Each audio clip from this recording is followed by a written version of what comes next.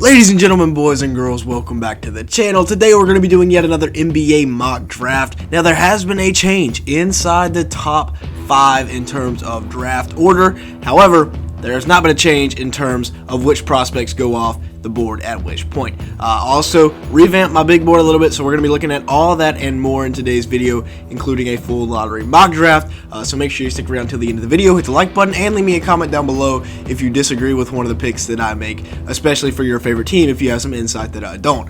Now, with that being said, let's go ahead and get started. Looking at the Detroit Pistons, who completely tanked this year, and they get rewarded. Now, I did not sim the lottery. Of course, we will get a much better picture of where things will go on May 16th when the lottery happens, but right now we got Victor Wembenyama going first overall to the Detroit Pistons, the greatest prospect we've ever seen. He's just insane, an unreal blend of scoring, defense, offense, whatever you want, this man can do it, and he's 7'5". He'll be one of the tallest, if not the tallest player in the NBA when he enters next year. We've quite literally never seen a player like him, and I like the fit to the Pistons. You've got Cade Cunningham already. I would like the fit to the Hornets as they've already got LaMelo Ball, but I don't want him to go to a team like the Spurs or the Rockets that don't have playmakers. We've already seen Jalen Green be vocal. The Rockets need a point guard this year, so we'll see if they address that later in today's video. At the number 2 overall pick, we have the San Antonio Spurs going out and selecting Scoot Henderson. In most other drafts, Scoot would be the number 1 guy. The dude is an absolute monster, but he is by far the number 2 player in the class. The big question mark about the top 3 is if there is a bigger gap between 1 and 2 or 2 and 3. Scoot and Victor Wembanyama have really distanced themselves. Scoot's an absolute franchise point guard, and I am willing to die on that hill. He is a fantastic player, second best player in the class. He's going to go right in to San Antonio. He's going to, the end of the Greg Popovich era, but now they'll have Scoot. They'll have Trey Jones coming off the bench. They'll have Vassell. They'll have Keldon Johnson. They'll have, they traded Jakob Poeltl, but they'll have Malachi Branham. A lot of guys in San Antonio that they could turn into something. Now with number 3, we have the Houston Rockets, and they're going to be getting their franchise point guard, which means that, yes, Brandon Miller has slipped down out of the top 3. Amin Thompson, an insane athlete, great length at 6'7", about 200 pounds, and the dude is just an absolute freak of nature. I mean, I've never quite seen a guy like this, so athletic. He's the perfect franchise point guard. Great defender.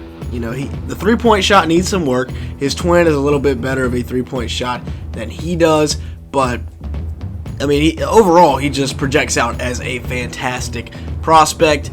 Going to the Rockets, like we said, the Rockets need a point guard, so they're going to get him there. Now, with the 4th overall pick, we have my Charlotte Hornets, and I'm going to have them go out and get Brandon Miller.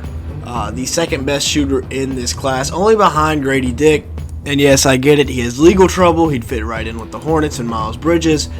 But this dude is just an absolute pure scorer. We've seen it at Bama. Not worried about him in the NCAA tournament. Freshmen usually don't do very well there. But overall, I would love to see him in Charlotte because you have not only Brandon Miller, but hopefully Miles Bridges is back. You have Mark Williams as your center of the future. PJ Washington, Kelly Oubre hopefully are back. And then you've also got Mark Williams at center. I would love it. Now, with the 5th overall pick, this is what we were talking about. We have the Portland Trail Blazers, and this is where we're going to have our first change to the top 5 for a while. Jarace Walker is going to be a Blazer. He's got ideal height, weight, speed, athleticism, strength for a modern-day wing in the NBA. Listed at about 6'8", so he can play the 3 or the 4. He is already a great defender, coming from that Houston program that just churns out elite defenders. A lot of potential on offense, though. You watch the highlights, you see that the potential is there. Step back over 2 guys, face-up game. I mean, you'll see him do this a lot. Face up in the mid-post, or he's got the little float game around the rim, really nice touch. Like Jarace Walker a lot, think he will fit in nicely with the Blazers. Now at number 6, we have the Orlando Magic. They're going out and getting Grady Dick right here, the best shooter in the class, and the Magic need a little bit more shooting. They also have number 11 if they want to trade that for some proven talent, or if they want to go out and get yet another shooter. the ball is in their court. They can do whatever they want. But at 6'9", he's got a very fluid stroke, can finish around the rim, 3-level scorer, honestly. I think he's going to be a really, really good NBA player for a while. And that's not just me being a biased Grady Dick fan, just because, hey, love his last name, but he can hoop, too. He is a baller. Now, at 7, we have the Indiana Pacers, and this is a pick that some of you may even think is a little bit too low for this guy, but Taylor Hendricks is going here at 7. I can't put him ahead of any of my other top 6 prospects, but man, he has been flying up the board as of late. I had a guy clowning me on my last mock draft video, but 6'9", he's got insane upside. You can see why the scouts are very high on him, drooling all over this man, because like I said, 6'9", he's got a lot of potential, a lot of different things he can do, because he's got good ball skills, and he can really defend, can also protect the rim. I'm liking me some Taylor Hendricks more and more the more that I watch film on him. So now at the 8th overall pick, we have the Washington Wizards on the board, and I'm going to stick with them going out and getting their franchise point guard with this pick right here. I've been mocking Cason Wallace to them for a long time, and I still think the 6'3" point guard out of Kentucky can be their point guard of the future. Elite defender, can facilitate as well. I really like Cason Wallace to the Washington Wizards. I just think it's a great fit, and hey, they haven't had a franchise point guard since John Wall. That 1 year of Russell Westbrook doesn't really count. Now at 9, we have the Utah Jazz, and I'm going to have them take Cam Whitmore. Right now I have Cam Whitmore a bit higher than Azor Thompson. I just think Cam Whitmore can do everything Azor can, except he's not quite as good of an defender, but Azor is not near the shot maker that Cam Whitmore is, which is why I have Cam Whitmore here going at number 9 to the Utah Jazz.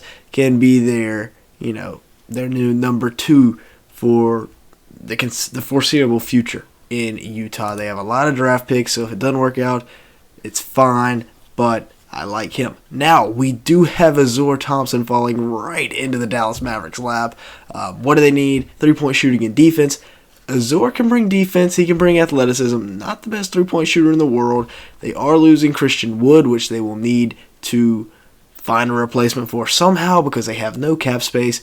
But Kyrie, Luka, and now Azor Thompson at the 3 should be a very fun team to watch on a nightly basis.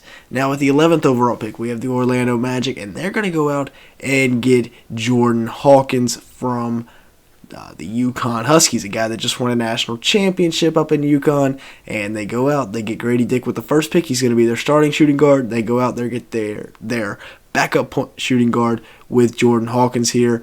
Averaged, about 16 points a game on very efficient shooting. So with that Bulls pick, they're going to go out and get Hawkins. Now at 12, we have the Oklahoma City Thunder, and this is a pick that I have been liking to mock. Of course, they get their number 2 overall pick from last year in Chet Holmgren, but now they also get a guy that, hey, they went out, they got Jalen Williams, a guy that was about 6'6", a good scorer, and an elite perimeter defender from the West Coast Conference, non-Gonzaga team.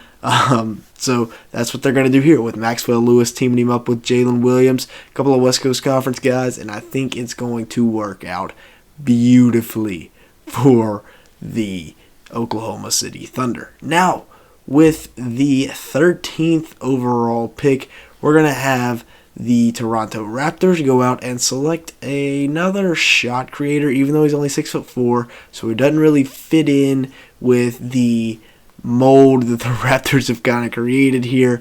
Keontae George is going to be a Raptor. We'll see what they do with Will Barton. Gary Trent Jr. still got a couple years left on his deal, but Fred VanVleet is a free agent, so we're going to go ahead and move on from Gary Trent Jr. going out and getting Keontae George from the University of Baylor. Now, with this final pick here, it's between Bryce Sensabaugh and Anthony Black for the Pelicans. And here I'm going to go with the guy that has the most upside, something that y'all have been telling me to do in the comment sections of my previous mock drafts a lot, and that is Anthony Black, a guy that can come in and be the franchise point guard. I know they just took Dyson Daniels, but Anthony Black presents himself here on the board. I would love to go and get a guy that can give them production whenever Zion gets hurt, like Chris Murray, but Anthony Black is just so much better of a prospect. So I'm going to go Anthony Black here at 14. He gets back into the lottery mock draft, and that'll do it for this video. Hopefully you guys did enjoy. Tried to add in a few more videos of the guys actually playing. We went top 7 this time instead of top 5 as normal. So yeah, that's the mock draft. We'll see you guys in the next one. If you do like mock drafts, make sure to like button, subscribe button, post notifications, because we're posting one every week. Hey, the lottery's in a week, baby. Let's go. By the time you're seeing this, it'll be less than a week. So yeah, let me know down in the comments below how I did. If you did enjoy this video at any point, make sure to like button. And like I said, leave me a comment. If you disagree with any picks, debate with me down in the comments below. And with all that being said, thank you so much for watching today's video.